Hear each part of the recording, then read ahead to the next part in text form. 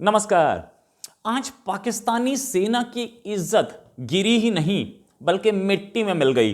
पाकिस्तानी सेना दुम दबा के भाग गई कुछ कुछ तालिबान के लड़ाकों के सामने, जो कि आए थे उस महान सेना के से टक्कर लेने, जो कि बॉर्डर पर यानी कि अफगानिस्तान पाकिस्तान बॉर्डर के 4 बोजाक डिस्ट्रिक्ट पे फेंसिंग कर रहे थे, बाड़ लगा रहे थे। और इसके खिलाफ तालिबान पहले से तैयार थी कि हमें इस बाढ़ को रोकना है। पहले ही भी आपत्ति जता चुकी थी।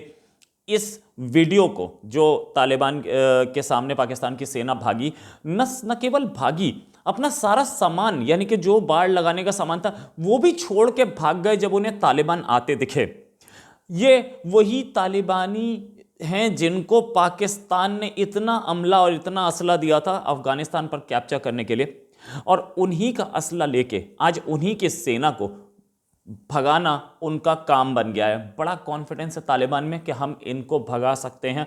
बड़ा कॉन्फिडेंस है तालिबान में कि ये पाकिस्तानी सेना हमारे सामने कुछ नहीं कर पाएगी। सच भी यही है। अफगानिस्तान के एक जर्नलिस्ट हैं बिलाल सरवरी, जिन्होंने ये वीडियो ट्वीट करके डाला कि अफगानिस्तान के तालिबान ने बात कंफर्म की थी कि हमने पाकिस्तान की सेना को भगा दिया है। वहां पे बॉर्डर पे बाढ़ लगा रहे थे और हमने आसपास की बाढ़ भी उखाड़ के फेंक दिया।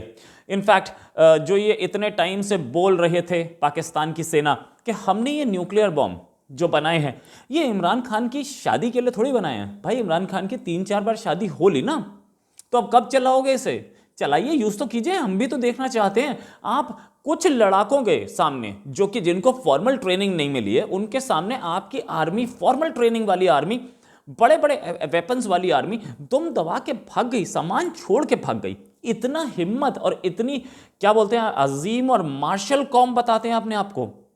वो कौम नहीं चली और न चले आपके ये मिसाइल जो आपने बनाए थे, न चला आपका न्यूक्लियर वेपन। ये कहा जाता है कि हम इंडिया को मुंह तोड़ जवाब देने में सक्षम हैं। वो 1000-2000 लड़ाकों को तो जवाब दे नहीं पाई आर्मी, भाग खड़ी हुई। इंडिया से लड़ेंगे, इंडिया से तो पहले ही खराब हार चुके हैं कई बार। लेकिन मैं तो आपको बता रहा था कि आज की क्या सिचुएशन है। आज तो आपकी आर्मी उन्हीं से छोड़ के भाग गई, उन्हीं के सामने भाग गई जिनके पास सिर्फ छोटे छोटे वेपन्स थे। आपकी आर्मी के टैंक होंगे ना, खरीदे थे, रेडिएटर प्रॉब्लम आ रही थी लेकिन टैंक थे, यूज किए जा सकते थे। JF-17 जिसको आप बोलते थे कि वर्ल्ड का बेस्ट प्लेन हमने बनाया, कहां है वो प्लेन? यूज हो सकता था, नहीं किया गया। क्यों? इसलिए नहीं किया गया क्योंकि वो चलता ही नहीं है, तो वो यूज कैसे होगा? वो F-16 जो कि इंडिया के खिलाफ यूज किया था, बोला कि हमने अभिनंदन को मार गिराया और हमने बहुत बड़ा काम किया। अरे यूज तो कर लेते। आपकी बाढ़ लग रही थी, आपकी आर्मी दुम दबा के भाग रही है, कायरों की तरह भागती हुई आर्मी को बचाने के लिए तो आ सकता था, वो नहीं आया। क्यों नहीं आया? क्योंकि आपको पता है कि चलना चलाना कुछ है नहीं, हम तो फंस गए। मिसाइल्स जो हैं आपके, वो टक्कर वाले हैं, हिम्मत वाले हैं, चलते हैं। वैसे तो सुना है कि अपनी पॉपुलेशन पे गिर गया था बलूचिस्तान में। खैर एनीवे, हो सकता है आपने मारा भी हो, लेकिन ऐसा पहली बार नहीं हुआ है कि आपकी आर्मी दम दबा के भागी हो। इससे पहले भी बॉर्डर पे स्ट्रांग फायरिंग हुई थी और अफगानिस्तान ने आपकी आर्मी के सैनिक मार दिए थे कुछ ही टाइम पहले, अभी 1-2 हफ्ते पुरानी बात है, याद होगा। तो ये सारी कहानियां पाकिस्तान की जो असलियत है और पाकिस्तानी आर्मी की बहादुरी है वो बताती है। आज के बाद क्या रिएक्शन है पाकिस्तान का, ये खबर मेरे पास तक पहुंची तो आपके पास तो होगी, पाकिस्तान के पास तो होगी, DGISPR के पास भी होगी, आर्मी चीफ के पास भी होगी और इमरान खान के पास भी होगी। सबके पास है, अखबार में छपी है। एक क्या बोलते हैं उसे, जर्नलिस्ट, अफगानिस्तान के जर्नलिस्ट ने ट्वीट भी कर दिया, वीडियो ट्वीट कर दिया यार, वीडियो ट्वीट कर दिया। तो उससे पहले तो वायरलेस मैसेज आया होगा आपके हर हेडक्वार्टर पे कि हमें तालिबान ने वहां से मार के भगा दिया। अच्छा, एक भी गोली नहीं चली, ये भी साफ है, बिना गोली चलाए ही भाग गए। कम से कम बोलते ही भाई तुम क्यों आए, गोली ही चला लेते। नहीं, भाग गए। क्यों? उन्हें डर था कि यह तालिबानी आ गए, ये बहुत मारेंगे, गला रेत के मारते हैं। डर था अपने ही लोगों को अपनों से। खैर एनीवे, इससे पहले पाकिस्तान ने यह दावा भी किया था कि हमारा दोनों का जो बॉर्डर डिस्प्यूट है वो सॉल्व हो गया और हम दोनों आपस में एक दूसरे की रजामंदी से अब फेंसिंग करेंगे। तो क्या ये फेंसिंग रजामंदी से नहीं हो रही थी? तो फेंसिंग हो कैसे रही थी जब आप दोनों के बीच में डिस्प्यूट खत्म हो गया था? तो और अगर फेंसिंग रजामंदी से नहीं हो रही थी तो तालिबान तो एक्शन लेगा। और आप पता लग गया कि दोनों के रिलेशंस कितने अच्छे हैं इस बॉर्डर पे। इनफैक्ट ये बॉर्डर डिस्प्यूट अकेला ऐसा डिस्प्यूट है या अकेला ऐसा मुद्दा है जिस पर पिछली अशरफ गनी गवर्नमेंट और नई तालिबान सरकार दोनों के दोनों एक राय थे।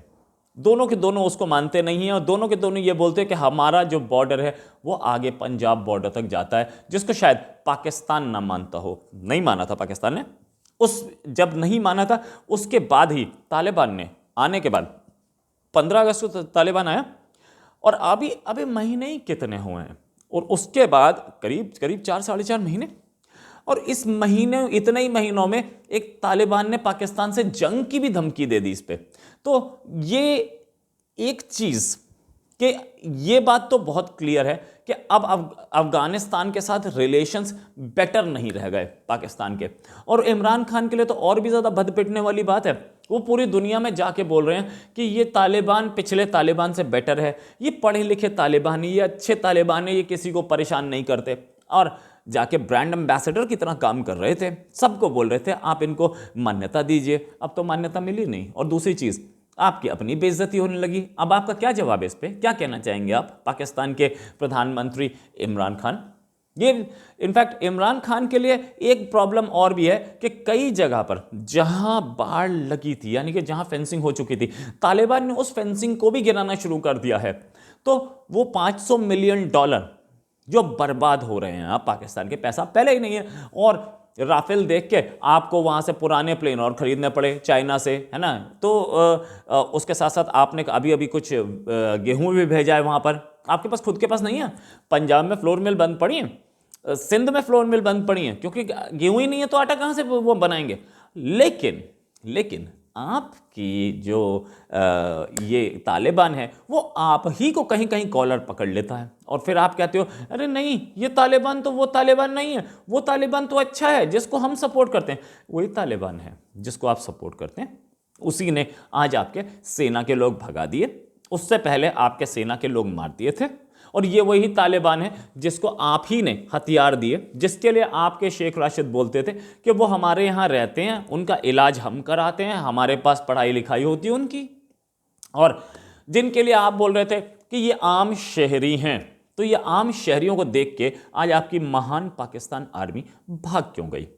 ये भागती हुई पाकिस्तान आर्मी, ये कायरों की तरह पीठ दिखाती पाकिस्तान आर्मी, आज जो उन्होंने एक मंजर पेश किया है, उससे क्या पाकिस्तानी सेना का मनोबल ऊंचा रहेगा?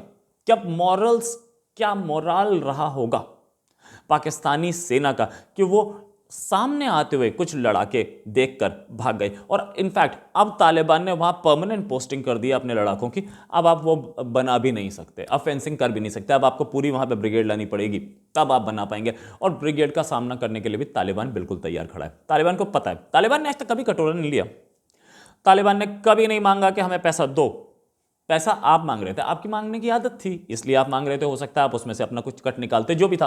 खैर सच ये कि तालिबान ने आपको आज अच्छी औकात दिखाई, और इसी के साथ अभी और कई जगह पर वो बॉर्डर फेंसिंग तोड़ेंगे। आपके अंदर हिम्मत है, आपकी बहादुर सेना है, जो आपके DGIS पर बार बार बोलते हैं, जो आपके आर्मी चीफ बार बार बोलते हैं कि हम इंडिया की सेना का कहीं पे भी मुकाबला करने के लिए तैयार हैं। तो एक बार इंडिया की सेना लुक ईस्ट की जगह लुक वेस्ट देखिए, आपकी सेना वहां पे हथियार छोड़ के भाग रही है, सामान छोड़ के भाग रही है, और आपकी सेना अपनी जान बचा के भाग रही है। फेंसिंग के सामने आपकी सेना मारी जा रही है, वो लड़ाकों के सामने जिनको फॉर्मल ट्रेनिंग नहीं मिली है उनके सामने आपकी सेना दुम दबा के भाग रही है, अपनी जान बचा के भाग रही है। एक बार उधर भी देख लीजिए कि आप मुंह तोड़ जवाब कैसे दे पाएंगे उस तालिबान को जो कि आपके इलाके पर, जो कि आपके एरिया पर कब्जा करने की फितरत रखता है और करने की पूरी कोशिश कर रहा है। इसी के साथ एक और खबर के साथ फिर हाजिर होंगे। साथ में आप लोगों को हैप्पी न्यू ईयर, नए साल में उम्मीद है आप लोगों को सबका मंगलमय रहेगा, और आप लोग थोड़ा बच के रहें क्योंकि नया वायरस वेरिएंट आ गया है ओमिक्रॉन, और ओमिक्रॉन डेंजरस है। डे बाय डे इसके केसेस बढ़ते जा रहे हैं इंडिया में। आप लोगों को बहुत सेफ्टी के साथ रहना चाहिए क्योंकि इससे सिचुएशन बिगड़ सकती है। इसी के साथ एक और खबर के साथ फिर हाजिर होंगे। नमस्कार, जय हिंद।